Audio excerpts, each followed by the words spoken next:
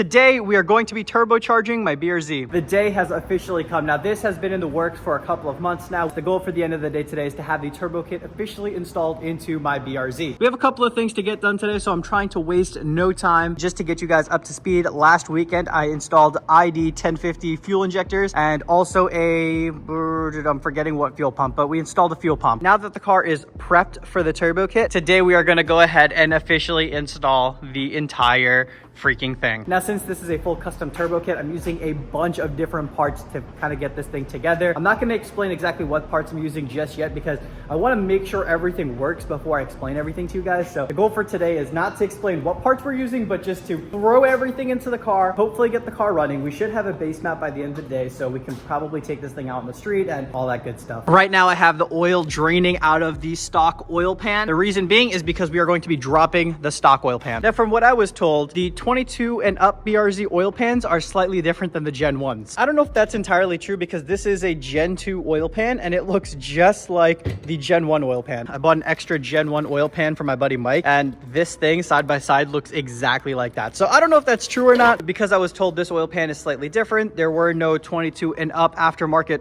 pre-tapped oil pans. Most of the times when you have a turbocharger, you need an oil feed, feeding oil into the turbo, and then an oil drain, draining the oil from the turbo back into the oil pan. To make that happen, I bought a stock 2022 BRZ oil pan, had a tap welded into the oil pan. That way we can drain the turbo oil back into the oil pan. I got this welded a bit ago and I probably should have painted it because I didn't realize it was just going to be sitting in the car for like a freaking month or so. Yeah, before we install this today, I'm going to have to coat this in some high temperature paint because I do not want this thing rusting.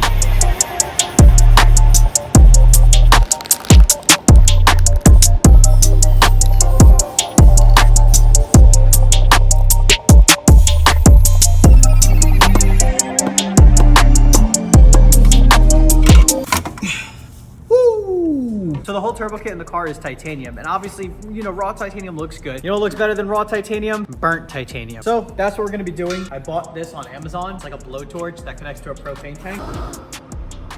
Holy shit. Let's start on the bottom.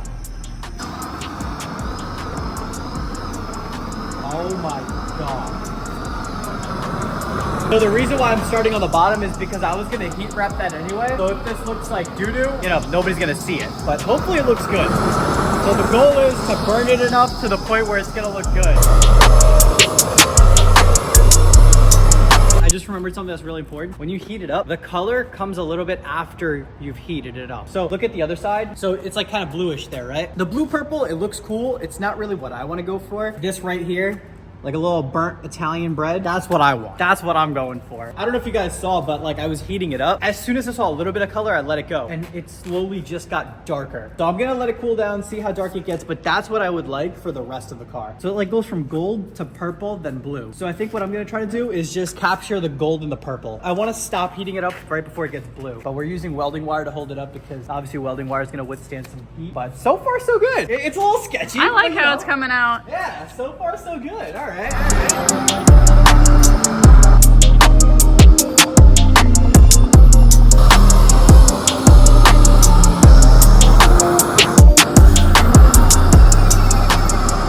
BRZs don't have oil pan gaskets like other cars. You have to use RTV to make your own gasket essentially. So we're using this stuff. A lot of people The don't right like stuff. The right stuff. Yeah, the right stuff. I've used it a ton. It's never leaked on me, so.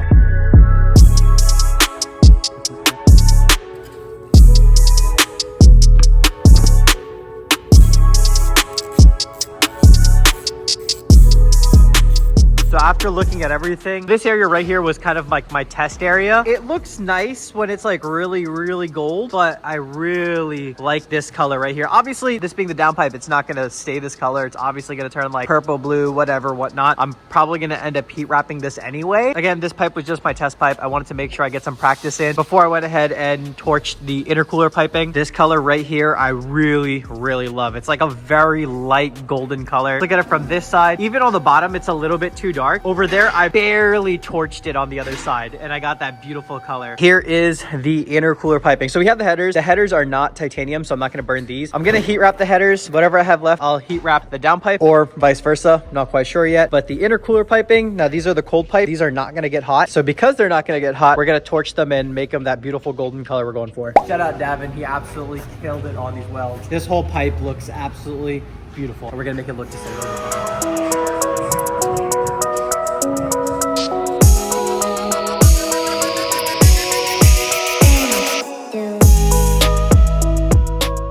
Oil feed line is in. I'm gonna go ahead and throw the headers into the car. I already loosely put the wastegate on. I think I put about 12.5 spring in there. So hopefully that's gonna be around the boost that we need. Once the header is in the car, we can throw the downpipe on and then throw the turbo on. I still have to make my oil drain line, which is not gonna be fun.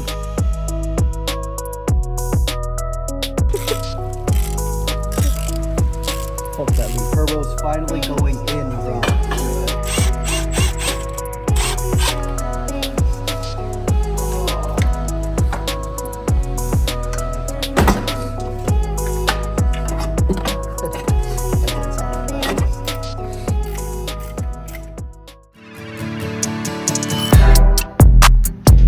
All right, so last week we ran into a little bit of an issue with the oil pan. Basically, where we had the oil drain for the turbo welded onto the oil pan, it just wouldn't work. As you guys can see, we had the oil drain feed sticking out of the oil pan right here, but that gets in the way of the wastegate. You can obviously see that the wastegate would come out to like about here, so this just wasn't going to work. We made this oil pan look all pretty and all, but unfortunately it's not gonna work, so we have to drop the oil pan today, install the new oil pan. So I painted this one just to make it look all nice. They usually come a little glossy, but because we had to weld it and shave it down to metal, I like to paint it and make it look all nice. Here we have the bung welded onto the side. Use this drain as a point of reference. We originally had it on the front. Now it's on the same side as the drain, so it would essentially be right over here. It's still going to be really tight. I expected it to be really tight, but at least it's not going to get in the way of the wastegate, and we are using AN line, so we're going to be able to maneuver it just a tad bit to get it up there. We're going to get this oil pan on. We're going to get the turbo drain made, and then we can finally start the car for the first time.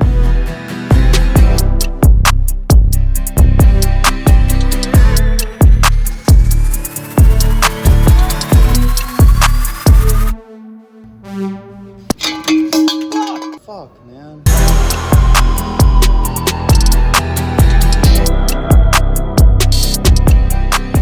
I have been working on this car.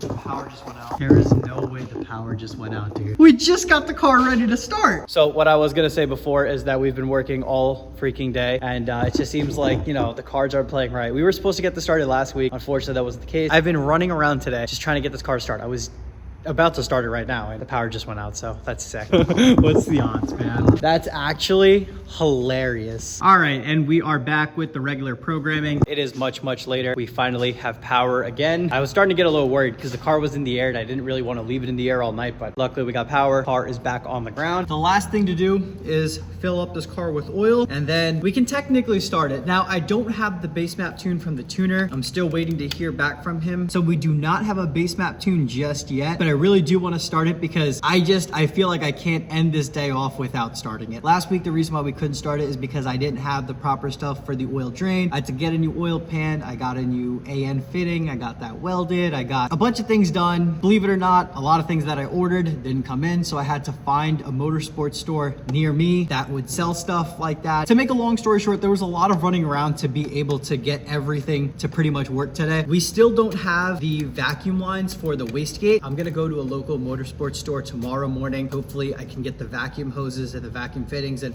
get the wastegate all lined up. That way we can actually start to tune the car. But tonight, before I leave, I just want to start it up. It is 11:55 at night right now. I closed the shop door because we're not trying to bother the neighbors. Located the closest fire extinguisher. Hopefully I don't have to use it because this engine bay is looking so damn pretty right now. Like I told you guys, I can't end the day off without a first start. Keep in mind, this car is going to run really rough right now because there is no tune, but the reason why I'm starting it up is because, one, we want to make sure that there's nothing absurdly wrong with the car. I want to make sure that oil is not about to squirt out of the oil feed or whatever. I'm actually very nervous right now. I kind of want to push this off even further, but we have to do it. It's gonna sound really bad, but start it. Just go for it.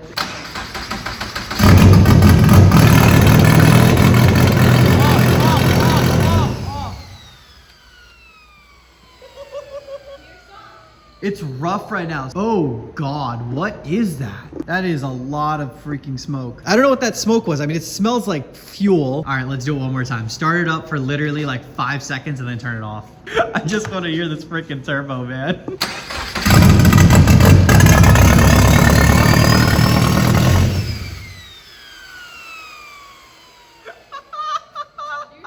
I can't even start it up long enough to see if there is a leak or not. Oh God, there is so much smoke coming. Where is this smoke coming from? This smoke comes like afterwards. It's so weird. It sounds sick though. This is probably the worst thing to be breathing in, but you can see that. Oh my God, that's bad.